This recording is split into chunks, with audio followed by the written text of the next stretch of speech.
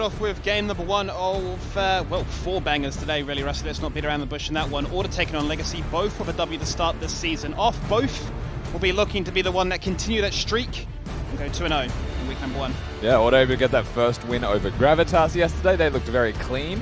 It's fair to say that Order looked very well practiced and well versed in not just the draft that they put together for themselves with the play style on Summoner's Rift. They never really were challenged too much. There were moments, but in the end they always looked good. Legacy, in contrast to that, were quite shaky. They didn't really feel up to scratch on the expectations for what is meant to be the #1 team in all the power rankings coming into the tournament. If AV were better practiced themselves, they could have won that game. That's scary to start this one off. So this game, big test for both teams. Order against real competition.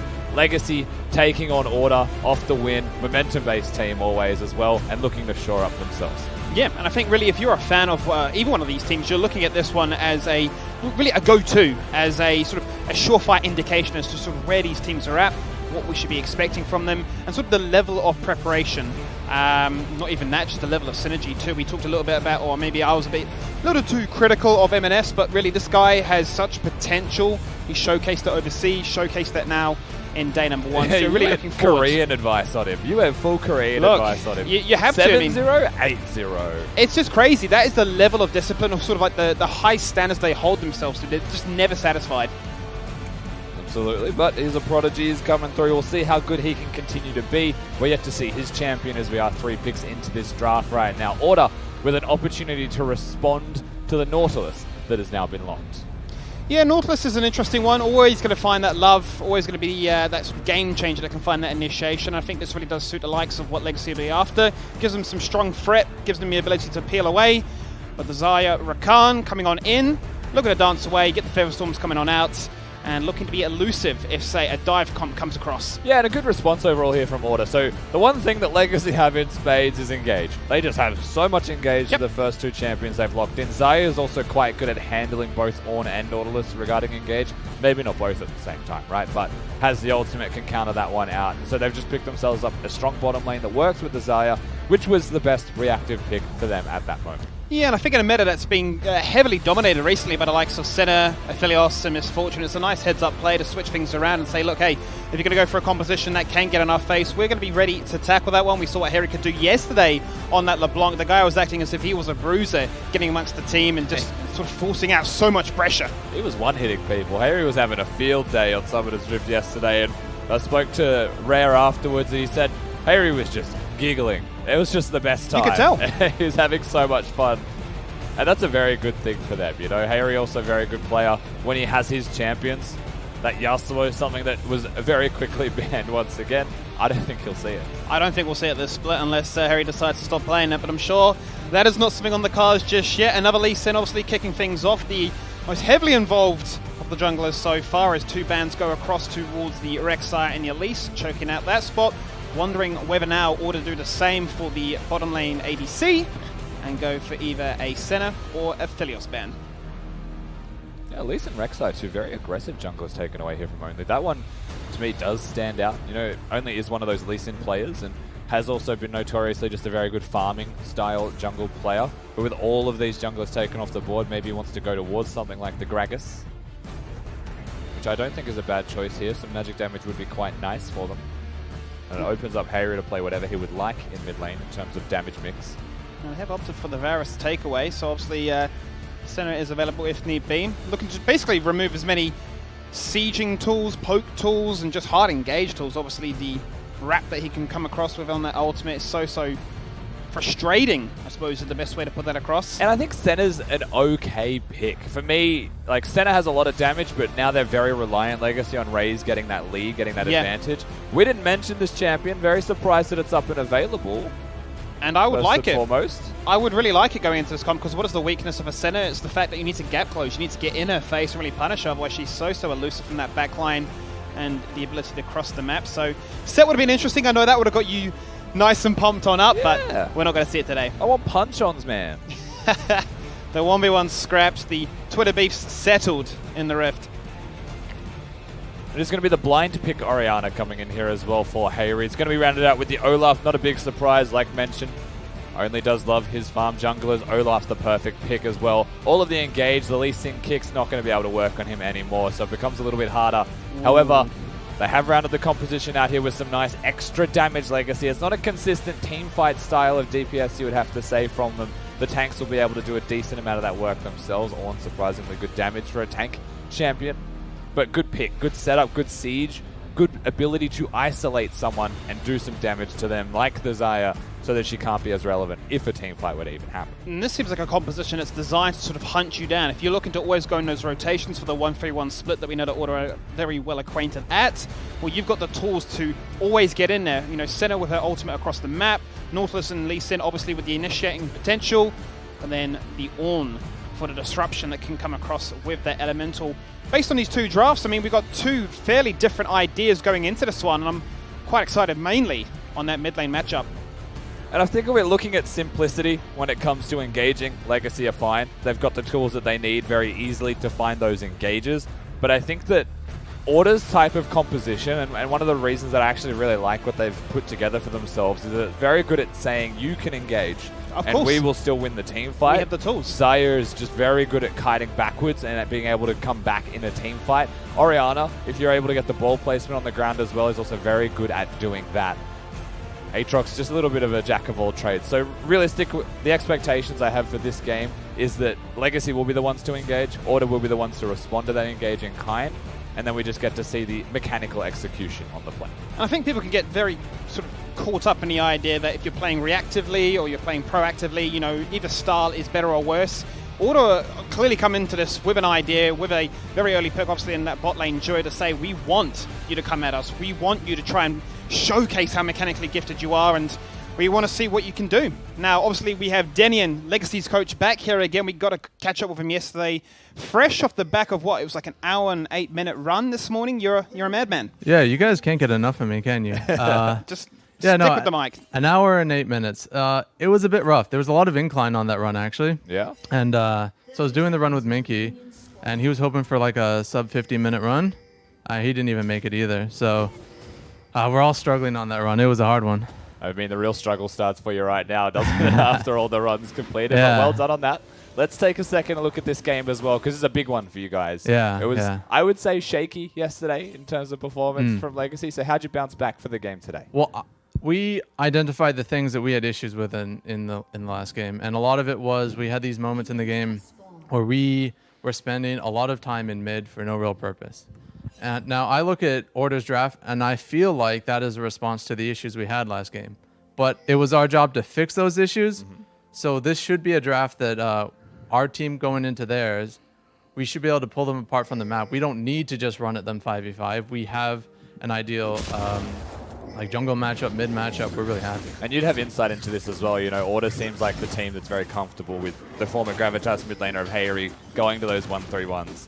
They've changed their style a little bit, like you mentioned, but now that you've kind of adapted and changed to their style, is this like a mix of flavors for you guys? I do wonder if they're just afraid of MNS, right? Do you opt into a mechanics check into MNS? I think you don't.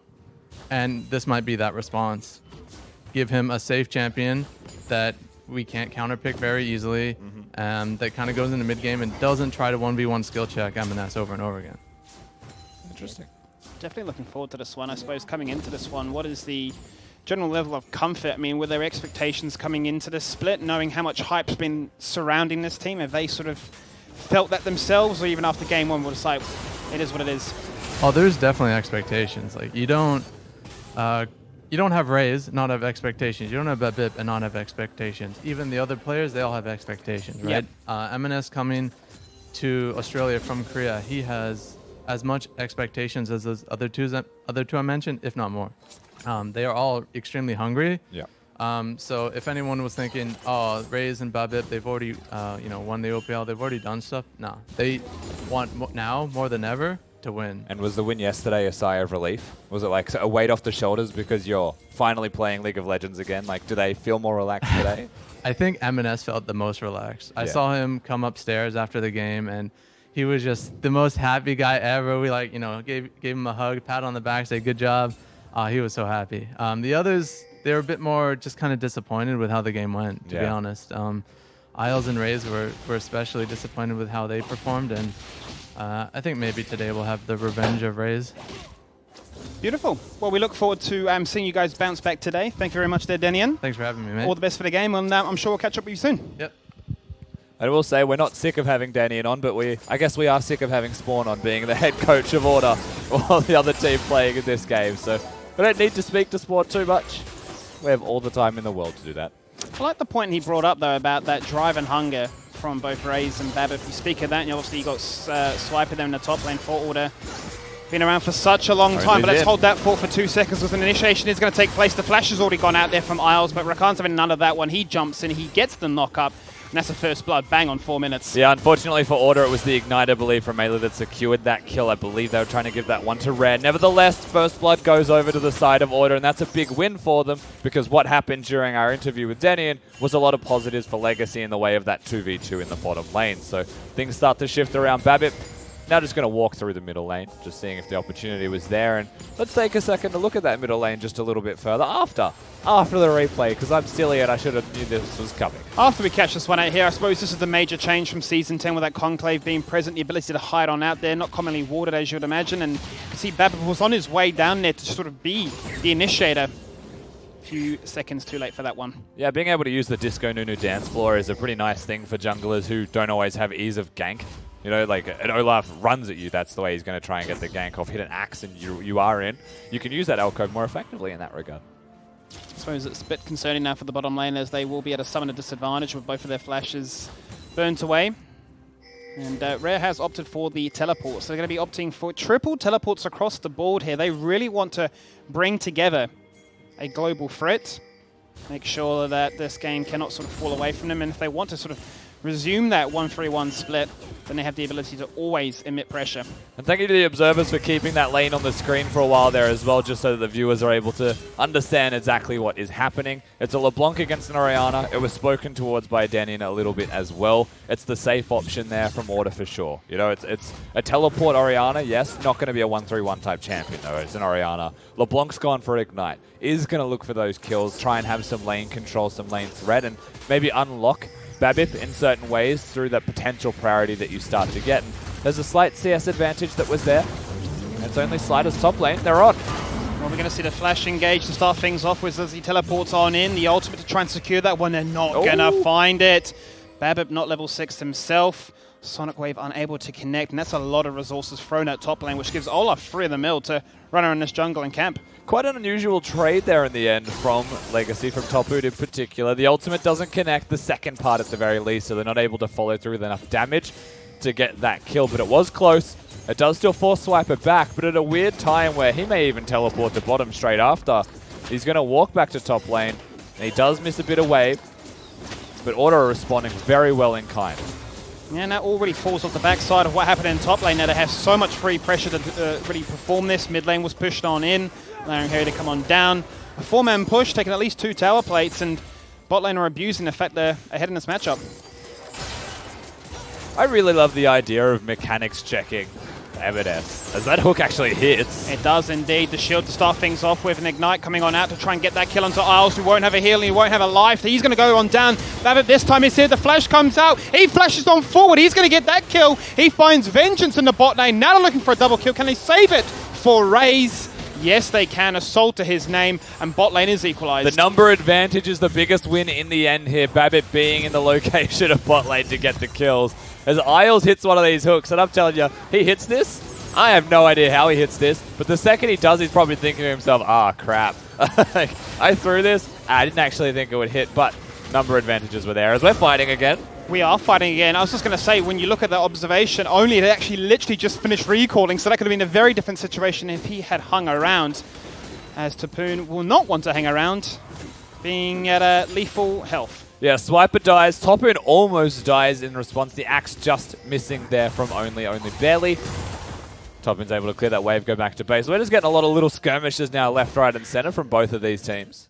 As we'll see what happened in top lane this time. So it is Swiper that dies. Let's find out exactly how. As I believe he's just going to try and bait to try and make Tapoon go forwards, as only is making his way here. And suddenly, Unsealed Spellbook, Ignite, Orn has the center ultimate as well. Very well done from Legacy cross-map play. And utilizing that spell book. And it's beautiful coordination, the fact that he charges forward to juke out the root from Aatrox, coordinating that there with Raze to get that kill and turn things around. And it seems to be very much a case of both teams feeling quite aware of the jungle threat there is there, but always finding those millisecond differences to engage or find those kills before it can actually take effect. I mean, a couple of those instances were, like, the deaths were trying to set up for jungler. Yep. You know? Yep. So they are still aware of where the map state is. It's just a little bit of either a mechanical mistake or just timing things 1 second earlier, 1 second later, whatever it is. Doesn't matter too much in the end. Because the gold actually hasn't shifted at all. CS still pretty much even as well. It's been an incredibly even game so far, and as you say, I think this is the biggest thing for me to take away from this matchup is you are looking at some of these top teams. You're looking to sort of see where there has been all these power rankings thrown around. Where are the mechanics at? What can we look forward to, and who should be the MVPs to keep your eyes on, as we're now going to start to see the members split away, with M&S shifting towards the bottom lane, continuing to keep a healthy CS advantage over Harry. Yeah, and he's able to do that very easily, being Villablanc, wanting to go to those side lanes and then threaten people on transit through lanes, through the river, even potentially to get those picks is a big deal for the team of Legacy. For an Orianna, you never really want to sit in that side lane if you can avoid it, but at a certain point you have no choice, so he's just lucky that he's got the teleport. It's a very good choice from him in terms of summoners at the start of the game. Yes, indeed, as it looks like Legacy are trying to set themselves up Ooh, for a Drake right now. That's going to be the disruption onto what would have been a dash away as Ayla falls on down. Isles finding vengeance for what happened in that bottom lane just shortly before.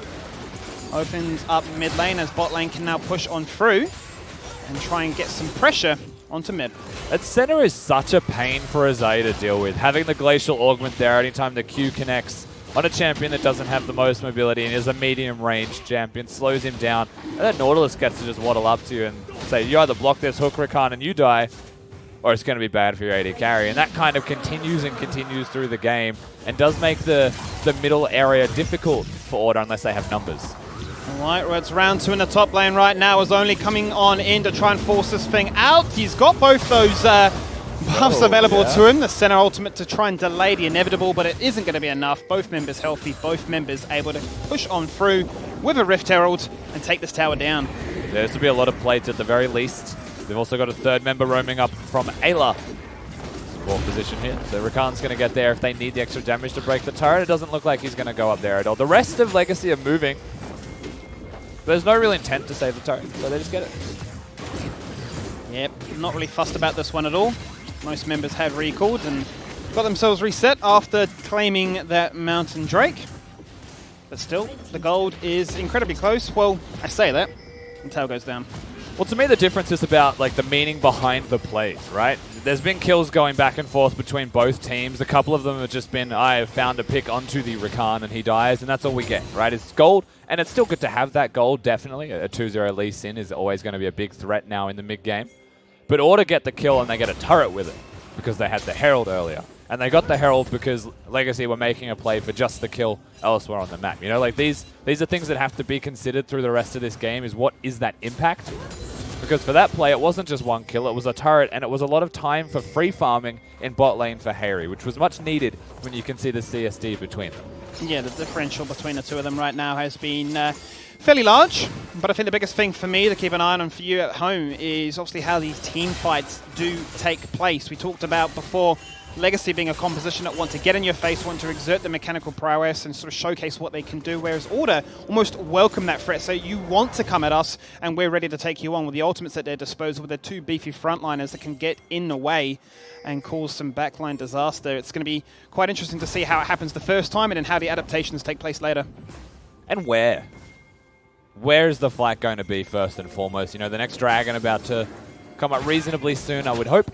That could be a place that they'll actually start to look towards for the next fights. I think objectives are a great thing for Legacy to use as avenues for fights, but it also is like, and like mentioned in draft, where Order are comfortable having Legacy come towards them, that's true, but put a Dragon in front of both of them, and suddenly the opportunity to engage is there for them as well. You know, you've got the Rakan, you've got the Shockwave, and so I think that's the place that will always start to gravitate towards for both of these teams. It just won't be... It won't be the Oceanic ARAM as an engage tool as much. It'll be one side of the coin saying, let's just separate the map, split them up, get some picks. And then Order in this case being like, let's just comfortably sit in mid lane and see if they want to come at us. Yeah, and I say that's what Denny had mentioned, that they've been working on a fair bit, trying to close things out a little bit more as we see what potentially is our very first 1v1 in the top lane. Pings are furiously spawning around top river. Babip coming for a second try. That's when the Shockwave gets juked out. M&S using that clone to juke, but he jukes himself as Harry gets the kill underneath the tower. Babip does secure the return, but it's a beautiful 1v1. Yeah, tries to get in there, dodges the Shockwave, does pretty well, M&S, and unfortunately for him, he could have lived. He just chooses not to flash away. Disrespects the damage that Harry has, the fact that the barrier was there for the Spellbook mid laner as well, and he's able to trade. Advantage order right now, and they know it. Coming on through here with the vision to check out where Legacy are at. They're going to go and start off what could be this red buff. It's going to be a mess coming out here from Raze, but it's not going to be enough. No threat, really, to dissuade Order from sticking around here.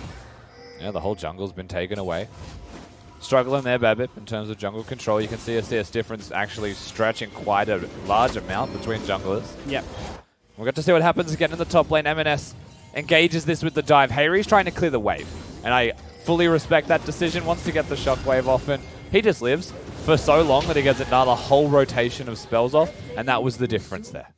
Yeah, as you say, flash and he lives, but holds it on for another day. Still retains that CS advantage, 30 and healthy. Now we start to see with Drake being up in the next minute. Rift Herald has spawned. Babip instantly pounces upon it. Yeah, second Herald of the game. Dragon up very soon as well. You can see there's under a minute till it spawns. And so it will just be objective to objective. It's not a direct trade here available from Order. They're looking towards bot lane, outer turret damage. Breaking that, opening the map, not a bad choice from them. And I don't really mind it. I mean, given the composition has this ability to rotate through so many different summoner spells, specifically that teleport, the more options you have across that map, the more flanking, the more ability to try and cause Legacy those sort of panic moments, unsure where the threat's coming from, and finding them having to be, suddenly on the back foot instead. Swiper's gone real deep here to clear another wave, just one more wave before he perhaps goes to the Dragon or goes back to base. They're looking at Raze right now, it seems. Yeah, he's in trouble. He's in between a rock and a hard place, and that's what Order want. They're excited. You can see Rare on the face cam there screaming away with the hype. Instantly collapsing onto mid lane. The outer is gone. Drake has spawned. It's a cloud at that. And this will do dividends for them in a composition that wants to be elusive. We're talking Featherstorm, Shockwave, as you mentioned. This plays right into their hands. And I'll tell you this just straight out. If Order is smiling, they seem the most dangerous. That's just what this team strikes me as right now. And it wasn't just the pop-off from Rare once they get a pick onto Raze. You could see that only with having a laugh as well. It just seems like the atmosphere once again is fantastic from them. They get the kill in a very similar way to how Rare died yesterday, it feels like, when they were playing against Gravitas. So it's a nice little redemption for them and nets them the objectives. Well, the map gets pretty. It's Ocean Drakes from here on out, so sustained for the ability to split push around. Similar to what we saw in their composition for Order yesterday. Quite nice for them in that regard, but as you mentioned, yeah, Olaf, the king of the jungle, he's definitely displaying that. Despite not having the most impact in terms of kills, he is definitely pumping away in the gold department. I mean, he's had a pretty solid impact throughout the map, even though the scoreline is 0-0-3. Yes, he's been doing plenty of work. Now, Legacy looking with this second Herald to perhaps place it here. They know that there's a ward in that bush, so they're trying to buy their time. M&S is on. He wants to force it. The flash is great because it jukes out that chain. Shockwave getting completely juked on out. 3 members getting involved. This time the elemental does collapse. The Rift Herald will find value in that top lane. Both summoners being burnt by Harry in that trade at the same time. And it's exactly what we were talking about with an Orianna not wanting to be in a side lane. Look what happens. Look what Legacy do the second he appears there. As it may have to be an ult there from Only as well, and it is. Order are here. They may try and take this. They may indeed. There's little to no cooldowns available right now if you're a Legacy fan. Only is running in. He's going to try and make things happen. Raze is coming to this fight rather late. The heal comes across. It's not going to be enough. So far, so good. It's a 1-for-1 trade. Isles goes golden, but the shutdown is there. Babip falls on down. Zarya finds a kill on towards that Nautilus, and Raze jumping like a ghost. He's in mist form. He's running. He needs to be a ghost because the boys in red, the boys from Melbourne, they are absolutely popping off, screaming and shouting, jumping out of their chair, and having a damn good time, Rusty. And that's a massive team fight win from Order. It's against Legacy as well. It was against the Grain. They were getting the top lane out of turret Legacy. and Order say this is the fight that we want, and very well done from them. Raze does get a big shield, but it's not damaged. And there just isn't really damage being put down here onto the relevant members of Order, which is primarily Rare in this team fight. He just puts down so much damage. Swiper's left untouched almost, just pushing away Raze. And this is something that was highlighted through the draft, actually. Once the comp was locked in by Legacy, it's not really a comp that really wants a team fight too much. You want to pick someone off and then consider the team fights. But they just have the front to back, and you can see what happens. They stuck around, and they were punished. And this is sort of what I was alluding to maybe, say, 5 minutes before, about a composition that is ready to sort of take those fights and be jumped upon. Well, they were leading the charge with some, defensive tools that can also be used aggressively. So that was the major team fight that we were sort of looking for. Where did it come around? It wasn't a neutral. It was an extension in the top lane after a pick. So both teams, surefire, understanding their conditions. That's 100% a turning point in the game, right? That's now a ridiculous advantage for the 80 carry of Order. 5-1 with his Infinity Edge done. Needs to upgrade those brown leather bags soon. Once he's got the boots on, he'll be ready to go. Objectives are the next place that you look at with the advantages that they have. How can they actually make this happen on the map? And can Hayri stay alive just a little bit longer and survive in these side lanes? As Legacy have made the game plan so clear. And we're murdering you in the side. Babbitt will be safe, has the ability to jump to M&S if need be. He goes for the smite. It's looking like he's just going to sacrifice himself at this stage. Not going to draw in another member. He finds himself wanting to pick, but unfortunately gets picked upon. It starts to really play into the game of, Legacy. If they want to continue this, they need to really get this vision up to secure such what seem to be scary situations. I mean, this became a case of fool me once, shame what you type things. I mean, you do it 100 times, eventually they're going to bite back. Or to choose this time, Hayri, you're in a side lane, but you're not weak side, buddy. We've got you this time. And suddenly they find Babib, who was conveniently in the area. So again, very well done here from Order. Adapting, reacting, doing it all on the fly, and finding those opportunities. Just take a stock check at the map right now, Rusty. I mean, you're looking at all these wards that come out from Order. They're so spread, just all across the map. All the wards that are coming out from Legacy are so deeply set back, so defensive. You start to wonder if questions are, in play for Legacy of if they're, almost falling into what their plan is. They want to pick, but they're sort of now waiting for Order, being a sort of gank squad, to lead the charge for them to pick. Yeah, perhaps. I mean, those wards are too defensive to really achieve anything besides the safety of your members, and that hasn't actually been working for them too much just yet. They've just got some wards now that they've snuck onto the Baron pit itself, so at least they'll be able to see that objective or see when the wards are cleared, but that doesn't mean they'll be able to stop this, as it should just be free. Yep, no contest on that one. As you watch the mini-map, things are furious in mid lane, but you can just see there's that sort of that gentleman's agreement. I'll stick to my side if you stick to yours. They will kill Raze if they get this opportunity. They will. They're looking for it right there. The dash on in, the charm instantly goes into the mist, but they got boys in support. They're coming on through. Rare is looking for it. Rare will just secure it. Of course he will. He's 6-1-4. Why would he not? Owls flashes across to his mid lane tower. He needs to survive. He gets interrupted. It's a beautiful double kill there. And they may not be done. There, the teleports come in from Legacy just to defend the inhibitor turret if they can. But Order, they've got the momentum. They keep getting the picks, and it's so easy for them right now as they keep going. This is just about to go from bad to worse right now as they just take out M&S. It really is the Rare show right now. He's 8-1. He kills anything that stands before him. The inhibitor, your team, potentially this game. And he's got the stopwatch as well. So whilst Babip is hunting on this Lee Sin, very difficult for him to get the kills at all. Senna throws down the ultimate. It connects, but it doesn't do a lot of damage. There's no items really there for Raze at all. Yeah, very little for him to really beef that spell up. Would have been a nice 1,000 oh, well, that's just rude. Pickup. Babbitt. Looking now to re-establish some control as Order all reset with the amount of gold that they would have acquired on the back of that. And we see teleports a few as they re-establish themselves on this map and say double the kills. You better clear that ward, Babbitt. Double the map. You best be clearing that ward, Babip. But isn't it interesting from a psychological aspect? It almost feels like they're scared They are scared. They should be scared. You can't walk into anyone from Order right now. You're going to have a very bad time if you do.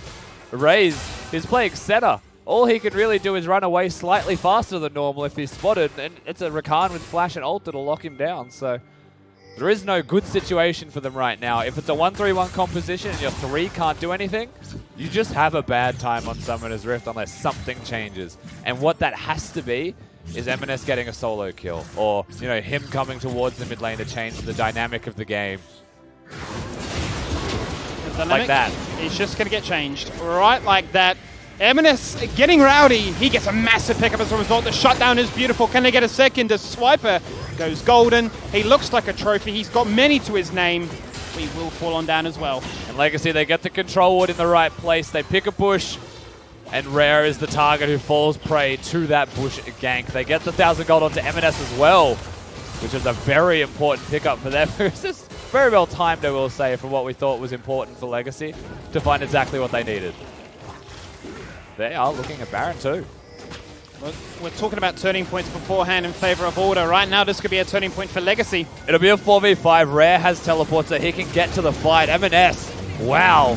He's just jumping in. He doesn't have a single care in the world. The Shockwave is good. It will pick up the kill once again. It's a 1-for-1 so far. Both mid laners are gone. Can we find more? Babip is low, but it doesn't seem to be the case because the members of Legacy are jumping and driving. They're in the front line. Legacy's playing like he's a bruiser.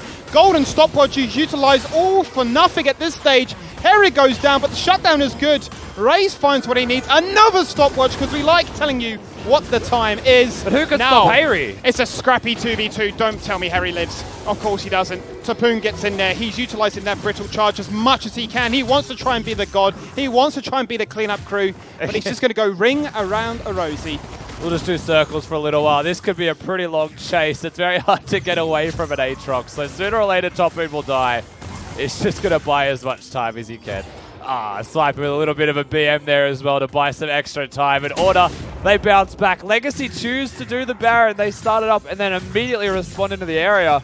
The teleport comes in from Rare, and you'll get to see how the rest of this team fight goes. As they started off well, and note during all of this, Harry's just littering down damage, but you can see how much Rare does when he gets the opportunity and how much time he buys to allow Harry to make these plays and do as much as he possibly can. And it's a similar performance from him, isn't it, really? It's the same as what we saw last game, where he was just able to run the show on his terms, on his conditions, and pump out damage. If you're going to go for Rare, well, hey, I can still do damage as well. And there is a question asked, potentially M&S not calculating that one as quickly as he would have liked. They started the Baron, he went out for a quick pick. That quick pick suddenly going against them. And there are so many things at play here in terms of what Legacy have done, because they just got a 1,000 gold shutdown onto the LeBlanc, and they got a second shutdown when they killed Swiper, and they didn't spend that gold before they went for the Baron. They just went to the Baron to try and say, we have the numbers advantage, let's play this out. Yeah. And it's very easy to say for them in retrospect, maybe I should have spent the 1,000,000 gold that I just got from killing Rare, who has teleport, and came into the fight with as many items as he could possibly have. Now is this the moment? With items in hand, Baron down to 2k. Order will slow things down, obviously not wanting to play into smite range, but they do steal it away. Babbitt picks it up. That's absolutely insane right there as Raze gets the first kill. It's support for support as Rakan falls on down. Legacy say it's round 2, baby. This time we get kills. Oh, they don't just steal the Baron, they get a 2-for-0 trade as well. Disaster for the side of Order as they're the ones making the call to do the Baron, and it's just taken from underneath them so easily. Very split decision from them in that they were fighting and doing the Baron at the same time. Unfortunately, both backfire. Oh, if you're a Legacy fan, your heart can start beating again. They're back in it. They've got the Baron. Let's see how close this came down to. Yeah, Babip is the one, I believe, who gets in and tries to steal it. Tapoon switched to Smite, but doesn't have Flash, so I'm honestly not sure what he's doing. So he's just going to sit there with Smite, try and kill people. Nice little steal there, of course. And then you look at the top side of this fight where it's happening, where Rakan and an Aatrox are trying to make plays against the rest of Legacy, and they just stand and deliver the damage. Yep, the Shockwave and the Featherstorm, arguably two of the most important ultimates for Order to utilize. Unable to really find any value or an opportunity to utilize them. So credit to Legacy. They're back in this one, 2 for 2 with the Dragons and a Baron to boot. game plan back on. Yeah, and also scaling into the game really well. So they've got Ornn at level 15. He's starting to get the Ornn item upgrades, not just on himself, of course, at level 12, but now for all of his teammates. He's got the Wraith Blade available now for Raze that has been picked up. The Black Cleaver has also been upgraded for Babib, and mid lane can definitely get that very shortly also. And now they're in the driver's seat, the extra gold value that comes to them. When you look at their scaling as a team, it's not something that you just say, oh, wow, that's pretty strong scaling, but they get the side lane set up. The money was in the right places, and now they're able to put their composition into full effect. Back to business as they can push these lanes out. The amount of towers they were able to achieve off those back-to-back plays. I mean, mid lane is still sitting. Now, finally, it'll find some love, and it'll take a beating, and it will fall on down, but Order are still on the driving seat when it comes to an economy. That's a 28-minute outer turret in mid lane that was finally taken down. Yeah. That's late. Very. It's just proof that, you know, this is the type of game, it was in Order's hands. It's still not out of their hands by any means. But what it took was a steal and a mistake from their opponents to get back into the game, Legacy. And once again, in a game that you should say they should be coming in favorites and expected to win, has been very shaky so far. Feels a little bit like a hot potato game right now. 1 minute it's Orders, the next minute it's Legacies. The Baron Pit is not the place to be in this game. So, no objectives available at this stage. So it seems to be, or at least Raze, questioning with the rest of his team in River, are we going for the final adder? Are we going to bot lane and finishing what we did start? Yeah, they're actually choosing not to show on the map until they get some priority in the middle lane. You can see that Order are respecting them and backing away. And it's going to be Babbitt pushing that wave, but no one else shows until the wave is clear. MNS is hanging out in that red bush. There's no wall to spot him, but he will jump across into a control ward, and the damage onto Ayla is disgusting. Guardian will proc and he will survive. But that's what MNS is looking for. Absolutely. The chain's missing is one of the biggest reasons there that they don't get the kill, unfortunately. Super close there, however, from MNS. And good plays positioning-wise. Just sitting in areas where there is Fog of War, protecting his team, utilizing the composition the best they can. He's also got his Luden's upgrade now. The pulse is there. Yeah, my point exactly. I'd say more Ornn upgrades coming across. And, you know, as you say, scaling or not, definitely going to start to add more of a punch when some of these fights have come down to the wire. And it's one of those things, like, you look at the gold between both of these teams, it's like 700 in favor of Order, but if you consider Ornn items, Legacy are realistically up like 3,000, 4,000 gold, you know? And that's a lot. Realistically, they are. I mean, they pack such a big punch. No Dragon to contest right now. But now they are, well, if you're Legacy anyway, they're looking for picks. And the confidence that Order absorbed from the first, say, 20 minutes, I don't want to say it's dissipating, but they're unable to get away with the confidence they had before. Oh, that damage. Strong to start things off with this. The teleport comes across. Freya with the Featherstorm. It's just not going to do anything. He gets clapped by the center. The Ornn Horn coming on down, looking for the gauge, looking for the fight. Only zoned on out with a Guardian Angel, and he needs an Angel to survive this one. It's going to be a 4v5 siege going through mid lane. Equalizing the inhibitor that Legacy lost earlier in this game. They want blood. And they are hitting that point where the range from center from Raze is far too great for Isaiah to deal with. They're able to just get a little bit of extra damage on him. Suddenly it becomes the team fight through the health advantages, and bam, they get the kills. Inhibitor drops as well, and the pressure mounts more and more. And that's a perfect timing on an inhibitor as Super start to come out of the base just before the Baron, just before the Dragon. Yep, both teams desperately, well, I say desperately, will be keen, I should rephrase, to pick up that next Dragon and put themselves on soul point. But this does give them a fair bit of priority in mid lane, give them some breathing room, and give them the ability to be in the driving seat that is Legacy to force these neutral objectives. A very comfortable position now for Legacy, and how quickly that started to shift into their favor. Just off that one momentum swing of a Baron, stealing 2 kills. Shows how confident they are, how good they are as individuals, of course. You do feel for the Zarya, though. The innate weakness of being so close.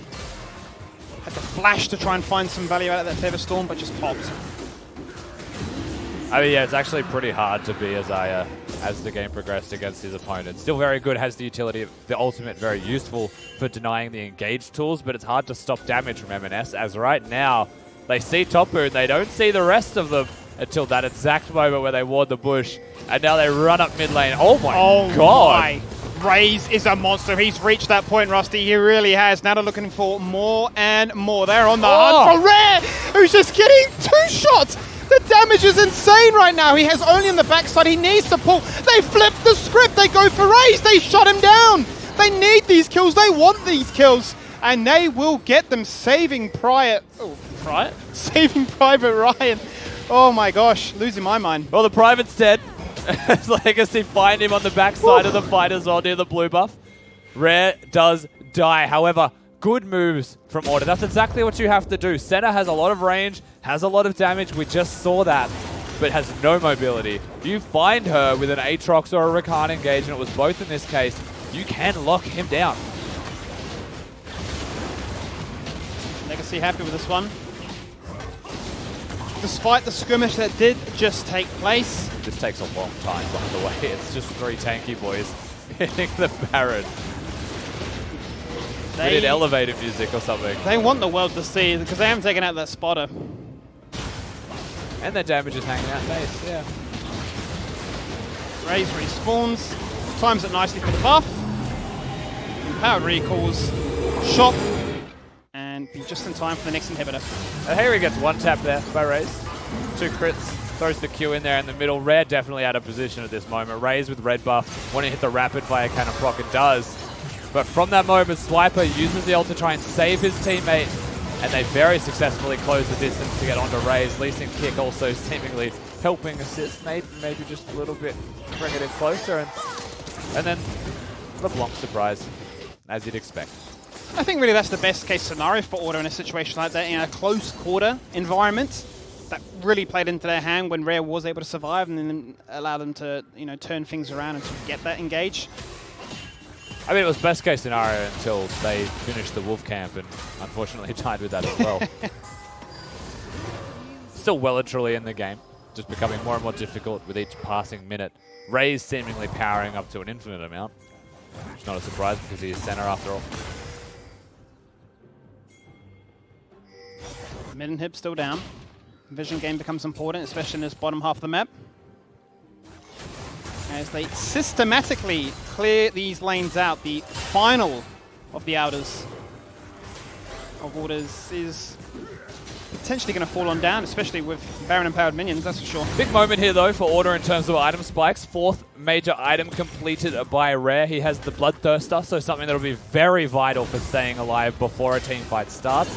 Have that overshield, have that life still there, and it now means that LeBlanc has to do a lot of damage for it to be meaningful, or just kill threat. Because if you don't kill him and he has something to auto-attack, always going to be full health.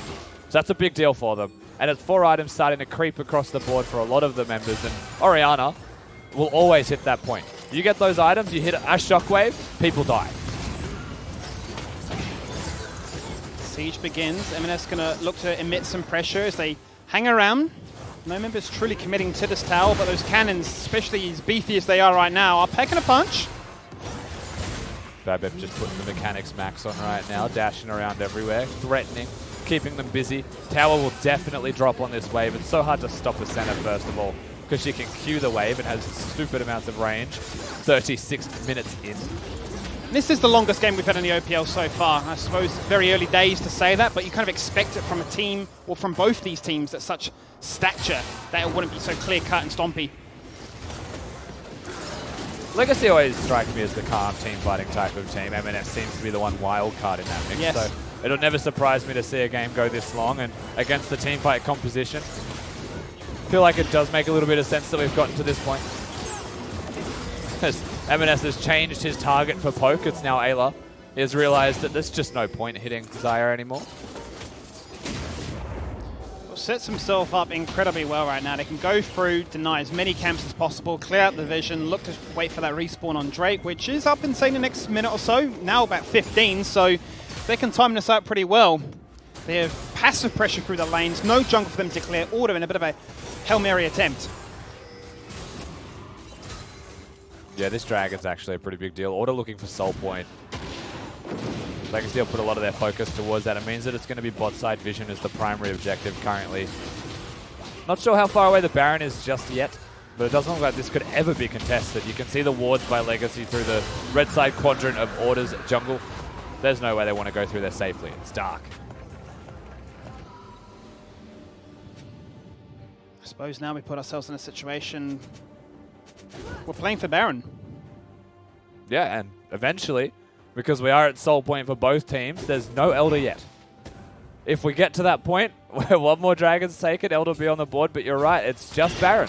It really is at this stage, given how close it is. You've got the win conditions already opened up with those inhibitors ready for the taking. You get a decisive wipe at this stage of the game with the respawn time as being as high as they will. You're looking to end. Yeah, game's over. Baron already gave Legacy 2 inhibitors, so definitely something that will enable them to get the last one if possible. In the meantime, the way that they've assigned themselves around the map is everybody goes to the top lane. Order clearing some vision on the bottom side of River. Not really in position to defend this wave just yet, but there's no Baron buff, so if they get access to do damage to it, then they can take the wave apart. They're very late. Actually, look at Ayla. That's a very deep Rakan. He will be spotted by wards. He will. Legacy may just tone on him straight away. He's popped that Shrillis. He's jumped in for the charm. They've put every bit of resource into this one right now. Swiper popping on that flash, trying to make something happen. He's taking so much damage as a result. He's not finding what he thought would be the dream situation. Jay getting popped double time very quickly on this could spell disaster for Order right here. This could be the team fight Legacy been looking for. But there's so much damage across the board. Legacy are flinching, surviving on health bars that are sub 10%. Boys are standing up. Raze is punching his screen. That is a victory if I've ever seen it from a man that had started off slow in this game, but by the end, Rusty, by the end, packing big punches. Very excited is the side of Legacy as they are able to get the victory. 39 minutes is a very long game for them, but what matters the most is that they kill the Nexus and they take down Order. A beautiful game there for Legacy. It had its ups and downs, the ebb and flow. Raze almost took out his screen. He nearly knocked the camera over. I was looking at a body cam for a second and I thought he is one happy man. OPL's over for the day. Raze has decided that screen is his enemy. You don't want to be Raze's enemy. But he gets going. He's insanely good. Both teams coming in today, number 2, with a winner piece. Only one able to keep that undefeated streak going into the second week. And it will be Legacy with all the hype surrounding them, able to achieve just that. That's really what it came down to for Legacy here in this game as well, was just buying time, trying to get those items, trying to get the range, it seems like, most importantly for Raze. It was all about him in the end. Lots of pressure from MNS, definitely, but you saw the picks, you saw the man who set it all up. Yeah, there was definitely moments of madness and magic from them in the early game, but it seemed to be a case of scaling and resetting from what were those rather chaotic mid-game moments where they were able to re-establish themselves and ultimately take out inhibitors and really run away with the game. But the boys are back. Nick is comfortable. Back in blue. I don't know if Jake is comfortable, but regardless, back to Nick.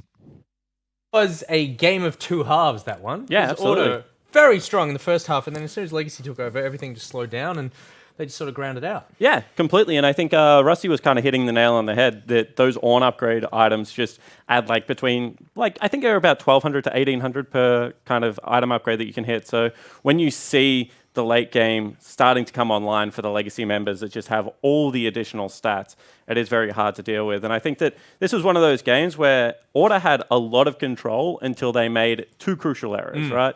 Rare 7 face-checked a brush and had to burn both summoner spells, and then the Baron was stolen away. If either of those mistakes don't happen, maybe we're talking about a different game, but you do have to credit the experience of Legacy, and this is what I've been saying, with people like Babbitt, with people like Raze, they're always going to feel like they're in a game until the Nexus dies, and that's why they are such a intimidating team to play against.